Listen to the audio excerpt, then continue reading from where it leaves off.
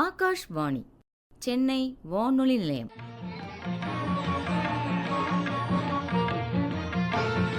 சம்ஸ்கிருத நிகழ்ச்சி. இன்றைய சம்ஸ்கிருத நிகழ்ச்சியில் பஞ்சதந்திரத்தில் உளவியல் உரை வழங்குபவர் குரோம்பேட்டை SDNB வைணவ கல்லூரியின் சம்ஸ்கிருத துறை தலைவர் சி. யோகாம்பாள் அவர்கள்.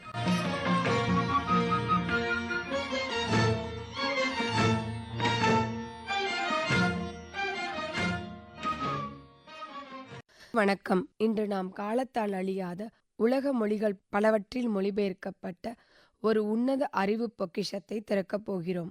அதுதான் விஷ்ணு சர்மாவால் இயற்றப்பட்ட பஞ்சதந்திரம். வெறும் கதைகள் என்று நினைத்தால் அது தவறு. ஒரு நாட்டின் இளவரசர்களுக்கு வாழ்க்கை நீதியை கற்பிக்க உருவானதுதான் இந்நூல். நீதி சாஸ்திரம் என்பது கடினமான ஸ்லோகங்களால் ஆனது அல்ல. அது நம் அன்றாட வாழ்வில் நாம் எடுக்கும் முடிவுகளில் இருக்கிறது என்பதை நிரூபித்தவர் விஷ்ணு சர்மா. மனித மனங்களின் 5 வெவ்வேறு நிலைகளை மிருகங்களின் வாயிலாக நமக்கு போதிக்கும் இந்த 5 தந்திரங்கள் இன்று நம் கார்ப்பரேட் உலகம் முதல் குடும்ப உறவுகள் வரை பொருந்துபவை. பஞ்சதந்திரத்தின் 5 தந்திரங்களிலும் உள்ள மனவியல் உண்மைகளை ஒவ்வொரு தந்திரத்திற்கும் உரிய ஒரு முதன்மை கதையின் வாயிலாக மிக விரிவாக இங்கே வழங்குகிறேன். மித்ரபேதம். அவிஸ்வாசோன கர்த்தவ்யக கர்த்தவ்யச்சாபி விஸ்வாசக விஸ்வாசாத் பயம் உத்பன்னம் மூலான்யபி நிகிருத்தந்ததி. அவிஸ்வாசோன கர்த்தவ்யக கர்த்தவ்யாச்சாபி விஸ்வாசக விஸ்வாசாத் பயம் உத்பன்னம் மூலானபி நிகிருத்தந்ததி. அவசியமில்லாமல் அவநம்பிக்கை கொள்ளக்கூடாது. அதே நேரத்தில் கண்மூடித்தனமான நம்பிக்கை கொள்ளக்கூடாது. தவறான நம்பிக்கை மரத்தின் வேர் வரை அளிக்கும் ஆபத்தை கொண்டது. மித்ரபேதம். சந்தேகம், பொறாமை மற்றும் தவறான ஆலோசனைகளால் ஒரு நல்ல நட்பு எப்படி சிதைகிறது என்பதுதான் இதன் மெய்ப்பொருள். பிங்களகன் என்ற சிங்கம், சஞ்சீவகன் என்ற காளைக்கு இடையே ஏற்படும் ஆழமான நட்பை கரடகன் மற்றும் தமனகன் என்ற 2 நரிகள் தங்கள் சுயநலத்திற்காக எப்படி பிரிகின்றன என்பதே இக்கதை. நேயர்களே, யோசித்துப் பாருங்கள். தமனகன் என்ற நரி ஒரு தவறான ஆலோசகர். அது சிங்கத்திடம் சென்று காளையை பற்றியும் காளையிடம் சென்று சிங்கத்தை பற்றியும் இல்லாததும் பொல்லாததுமாக சொல்லி சந்தேக விதையை விதைக்கிறது. இறுதியில் உண்மையான நட்பு பலியாகிறது. நம் காதுகளை மற்றவர்களிடம் ஒப்படைத்தால் ஆழமான நட்பு கூட சிதைந்துவிடும். மேலாண்மை துறையில் இதை கம்யூனிகேஷன் கேப் என்கிறோம். பொறாமை கொண்டவர்கள் ஒருபோதும் நல்ல நட்பை வளரவிட மாட்டார்கள் என்பதற்கு இத்தந்திரமே சாட்சி. சிங்கமும் காளையும் உயிருக்குயிரான நண்பர்கள். நரி இந்த நட்பை உடைக்க நினைக்கிறது. அது பயன்படுத்தப்படும் ஆயுதம் மனத்தூண்டல். நரி சிங்கத்திடம் சென்று, மன்னா, அந்த காளை உங்களை வீழ்த்த திட்டம் தீட்டுகிறது. நாளை நீங்கள் அதை பார்க்கும்போது அது தன் கொம்புகளை தரையில் தேய்த்தபடி உங்களை முறைத்து பார்க்கும் என்கிறது. அதேபோல் காளையிடமும் சென்று, சிங்கம் உன்னை தின்னப்போகிறது, நாளை அதன் கண்கள் சிவந்திருக்கும் என்கிறது. இங்கே நரி இருவர் மனதிலும் ஒரு எதிர்பார்ப்பு பிம்பத்தை உருவாக்குகிறது. மறுநாள் சிங்கம் காளையை பார்க்கும்போது காளை பயத்தில் மூச்சு விடுகிறது. ஆனால் சிங்கத்தின் மனம் அதை தாக்குதலுக்கான அறிகுறி என்று தவறாக மொழிபெயர்க்கிறது. ஒரு மனிதன் தன் மனதில் எதை சந்தேகமாக விதைக்கிறானோ உலகம் அவனுக்கு அப்படியே காட்சியளிக்கும் என்பது இது விளக்குகிறது. மித்ரபேதம் நமக்கு சொன்னது, புரணி பேசும் நரிகளிடம் உங்கள் காதுகளை கொடுத்து விடாதீர்கள். உங்கள் நட்பையும் நம்பிக்கையும் மற்றவர்கள் தீர்மானிக்க விடாதீர்கள். மித்ராலாபம். சம்சங்கத்வே நிசங்கத்வம், நிசங்கத்வே நிர்மோகத்வம், நிர்மோகத்வே நிச்சலத்வம், நிச்சலத்வே ஜீவன் முக்திகி. நல்லவர்களுடன் நட்பு ஏற்பட்டால் ஆசைகள் குறையும். ஆசைகள் குறைந்தால் மயக்கம் நீக்கும். மயக்கம் நீங்கினால் மன அமைதி கிடைக்கும். நம்பிக்கை மற்றும் சமூக உறவுகள் ஒற்றுமையே பலம் என்பதை விளக்குகிறது. ஒரு காகம், ஒரு ஆமை, ஒரு மான் மற்றும் ஒரு எலி, இந்த 4 வெவ்வேறு உயிரினங்கள் எப்படி தங்களுக்குள் நட்பு கொண்டு வேடனிடமிருந்து தப்பிக்கின்றன என்பதுதான் இக்கதை. நேயர்களே, இந்த தந்திரம் நமக்கு கற்றுத்தரும் பாடம் நெட்வொர்க்கிங். வலைக்குள் சிக்கிய காகத்தையும் புறாக்களையும் எலி விடுவிக்கிறது. வேடனிடம் மான் சிக்கிய போது மற்றவர்கள் எப்படி திட்டமிட்டு அதை காப்பாற்றுகிறார்கள்? பலவீனமானவர்கள் ஒன்று சேர்ந்தால் பலமான எதிரியையும் வீழ்த்தலாம். சமூக உறவுகள் என்பது இக்கட்டான நேரத்தில் கை கொடுக்கும் பெரும் சொத்து என்பதை இத்தந்திரம் உணர்த்துகிறது. புறாக்களின் கதையை நாம் அறிவோம். ஆனால் மித்ராலாபத்தின் இறுதியில் வரும் காகம், எலி, ஆமை மற்றும் மானின் கதை மிகச்சிறந்த உளவியல் பாடம். வேடனிடம் மான் சிக்கிய போது மற்ற மூன்றும் பதற்றமடையவில்லை. எலி வலையை அறுக்க செல்கிறது. காகம் வேடன் வருகிறானா என்று கண்காணிக்கிறது. ஆமை வேடனிடம் கவனத்தை திசை திருப்புகிறது. உளவியல் பண்பு வெளிப்படுகிறது. தனிமனித பலவீனம் என்பது சமூக பிணைப்பின் மூலம் பலமாக மாற்றப்படுகிறது. ஒரு குழுவில் ஒவ்வொருவருக்கும் ஒரு தனித்திறன் உண்டு. இக்கட்டான சூழலில் ஈகோ பார்க்காமல் ஒருவருக்கொருவர் ஒத்துழைப்பது மன அழுத்தத்தை குறைத்து வெற்றிக்கான வழியை கண்டுபிடிக்கும் என்பதை இது காட்டுகிறது. மித்ராலாபம் நமக்கு காட்டியது பலவீனமானவர்கள் கூட பலமானவர்களாக மாற முடியும். ஒற்றுமை என்னும் கயிற்றால் பிணைக்கப்பட்டால் மட்டுமே அது சாத்தியம். காகோலூக்கியம். ந சஸ்திரைகி சஸ்திர சம்பன்னா ந பலைகி பலசாலினக பிரக்ஞயா விஜயந்தே ஹி குசலாக சத்ரோபி ச. ந சஸ்திரைகி சஸ்திர சம்பன்னா ந பலைகி பலசாலினக பிரக்ஞயா விஜயந்தே ஹி குசலாக சத்ரோபி ச. பகைவரை வெல்ல அறிவு தந்திரம் அவசியம் என்பதை ஆயுதங்களாலும் உடல் வலிமையாலும் அல்ல, அறிவாலும் புத்திசாலித்தனத்தாலும் கூட பகைவர்களை வெல்ல முடியும். அதிகாரம், பயம் மற்றும் பகைமை பகைவரிடம் எப்படி எச்சரிக்கையாக இருக்க வேண்டும் என்பதை விளக்குகிறது. காகங்களுக்கும் ஆந்தைகளுக்கும் இடையே உள்ள தீராத பகை. ஒரு காகம் ஆந்தை கூட்டத்தில் ஒன்றாகச் சென்று அவற்றின் இரகசியங்களை தெரிந்து கொண்டு பகலிலே ஆந்தை கோட்டையை அழிக்கும் கதை. நண்பர்களே, இது ஒரு ஸ்ட்ராட்டஜி, வார் ஸ்ட்ராட்டஜி. ஆந்தைகள் இரவில் பலமானவை, ஆனால் காகங்கள் பகலில் பலமானவை. பகைவனின் பலவீனம் எப்போது வெளிப்படும் என்று காத்திருந்து தாக்க வேண்டும். ஒரு அந்நியனை அல்லது ஒரு பகைவனை தகுந்த விசாரணையின்றி நம் கூட்டத்திற்குள் சேர்த்து கொள்வது எவ்வளவு ஆபத்தானது என்பதை இத்தந்திரம் எச்சரிக்கிறது. ஆந்தை கூட்டத்திற்குள் ஒரு காகம் நுழைகிறது. அது தன் இனமே அடித்து துரத்தி விட்டதாக கூறி ஆந்தைகளிடம் தஞ்சம் புகுகிறது. ஆந்தைகள் அதை தன் எதிரி என நினைத்து சேர்த்து தெரிந்து கொண்டு அதன் பாதிக்கப்பட்ட தோற்றத்தை பார்த்து இரக்கப்படுகிறது. இங்கே ஆந்தைகள் எடுக்கும் முடிவு உளவியல் ஆராய்ச்சிக்கு ஆளாகின்றன. அதாவது, ஒருவரின் சோகமான கதையை கேட்டவுடன் நம் அறிவு வேலை செய்வதை நிறுத்திவிட்டு உணர்ச்சிகள் வேலை செய்ய தொடங்கும்.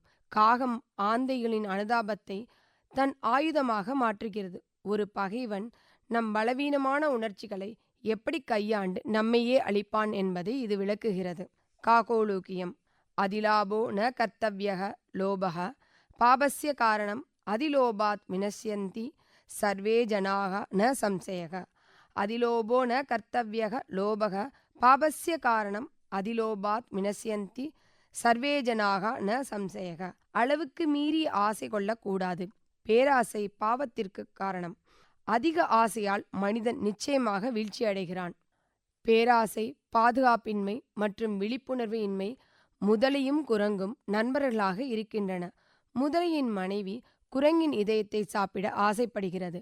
முதலை தன் நண்பனான குரங்கை தன் முதுகில் ஏற்றி தண்ணீருக்குள் கொண்டு செல்லும்போது உண்மையை சொல்கிறது. குரங்கோ தன் புத்திசாலித்தனத்தால் என் இதயத்தை மரத்திலேயே வைத்துவிட்டு வந்துவிட்டேன் என்று கூறி தப்பிக்கிறது. இங்கே குரங்கு தான் பெற்ற நட்பை முதலையின் பேராசையால் இழக்கிறது. ஆனால் ஆபத்தான நேரத்தில் பதற்றமடையாமல் சிந்தித்தால் உயிர் பிழைக்கலாம். கிடைத்த வாய்ப்புகளை பேராசையாலும் பாதுகாப்பற்ற தன்மையாலும் இழக்கக்கூடாது. அதே நேரம் நம்மிடம் உள்ள பலவீனங்கள் யாரிடமும் சொல்ல வேண்டும், யாரிடம் சொல்லக்கூடாது என்பதை இது கற்பிக்கிறது. முதலை தன் முதுகில் குரங்கை சுமந்து கொண்டு ஆற்று நடுவே செல்கிறது. என் மனைவி உன் இதயத்தை தின்ன விரும்புகிறாள் என்று முதலை உண்மை சொல்கிறது.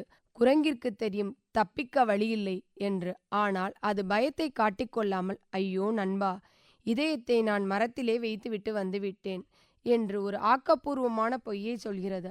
ஆபத்து வரும்போது நம் மூளையில் ஃபைட் ஆர் ஃப்ளைட், போரிடு அல்லது ஓடிவிடு என்று உணர்வு ஏற்படும். இதில் குரங்கு போரிடவும் முடியாது, ஓடவும் முடியாது. எனவே அது சூழலை மாற்றியமைக்கிறது. பதற்றத்தை அடக்கி எதிரியின் பேராசையை அவனுக்கு பொறியாக மாற்றுவது எப்படி என்பதை இது காட்டுகிறது. லப்த பிரணாசம் நமக்கு தந்த பாடம். ஆபத்து வரும்போது அலறாதீர்கள், நிதானம் என்ற ஆயுதத்தை எடுங்கள். உங்கள் இதயத்தை ஒருபோதும் பேராசைக்காரர்களிடம் இழந்து விடாதீர்கள். அபரீட்சித காரகம்.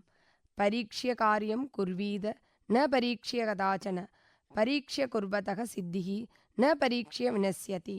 நன்றாக ஆராய்ந்த பின் மட்டுமே செயலை செய்ய வேண்டும். ஆலோசிக்காமல் செயலை செய்தால் அழிவு நிச்சயம். அவசரம், சிந்தனையின்மை மற்றும் தவறான முடிவுகளின் விளைவு. ஒரு பிராமணன் தன் குழந்தையை காக்க ஒரு கீரியை வளர்க்கிறான். ஒரு முறை கீரி ஒரு பாம்பை கொன்று குழந்தையை காப்பாற்றுகிறது. கீரியின் வாயில் இரத்தத்தை பார்த்த பிராமணன் அது குழந்தையை கொன்றுவிட்டது என்று நினைத்து அவசரத்தில் கீரியை கொன்று விடுகிறான். பிறகு உண்மை தெரிந்ததும் வருந்துகின்றான்.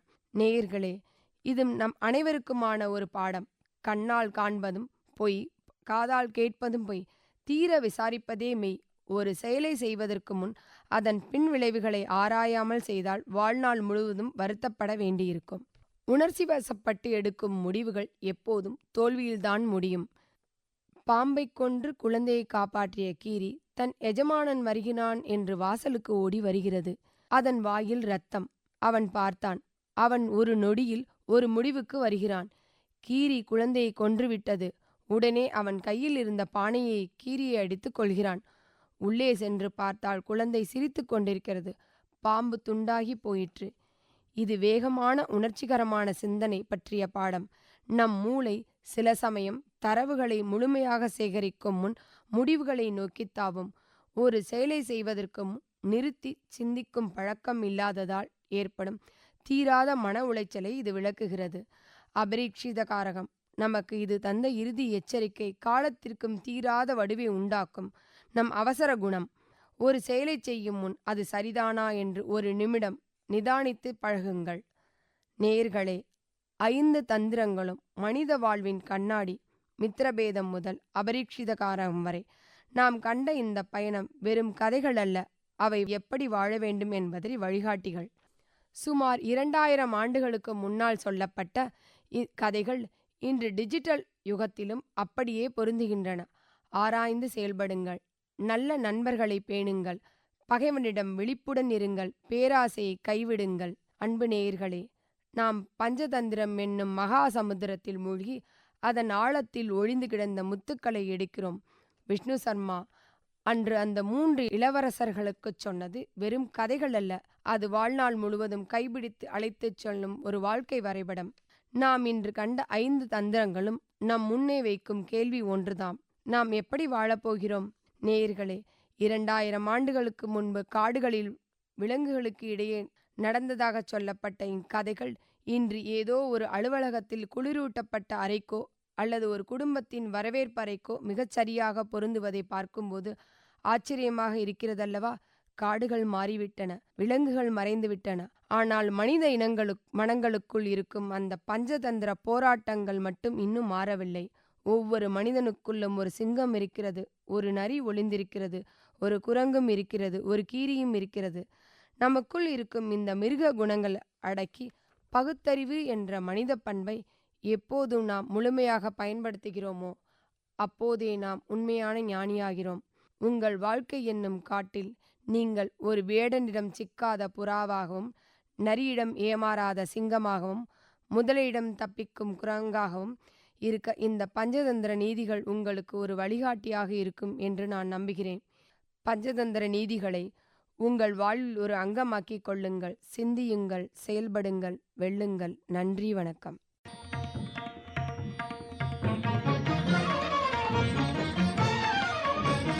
இன்றைய சம்ஸ்கிருத நிகழ்ச்சியில் நேயர்கள் இதுவரை கேட்டது பஞ்சதந்திரத்தில் உளவியல். உரை வழங்கியவர் குரோம்பேட்டை SDNB வைணவ கல்லூரியின் சம்ஸ்கிருத துறை தலைவர் சி. யோகாம்பாள் அவர்கள். இத்துடன் இன்றைய சம்ஸ்கிருத நிகழ்ச்சி நிறைவு பெறுகிறது.